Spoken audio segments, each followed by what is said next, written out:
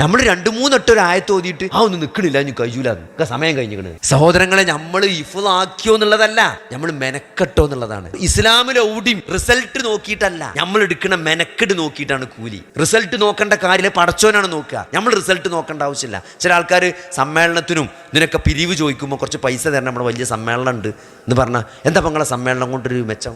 എത്ര ആൾ മാറി? അങ്ങനെ എത്ര ആൾ മാറിയതിനനുസരിച്ചല്ല കൂലി. നമ്മൾ നോക്കി, നാളെ മഹ്ശറിൽ കുറെ നബിമാര് വരുന്നതാണ്, ആരും ഇല്ലാത്ത നബിമാര്. ഒരു ആയുസ് മുഴുവൻ ലാ ഇലാഹ ഇല്ലല്ലാഹ് പറഞ്ഞെടുത്തിട്ട് ഒരാളെയും കൂടി കിട്ടാത്ത നബിയൊക്കെ ഉണ്ടാവും നാളെ മഹ്ശറിൽ.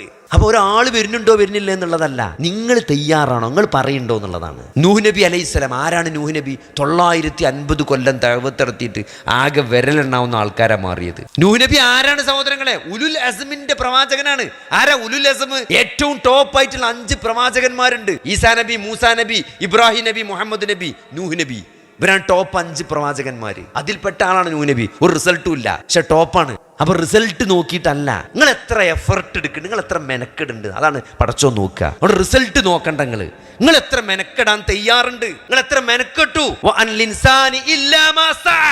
മനുഷ്യൻ അവന് പ്രവർത്തിച്ചതേ ഉണ്ടാവുള്ളൂ, നേടിയതല്ല പ്രവർത്തിച്ചത്. അതാണ്.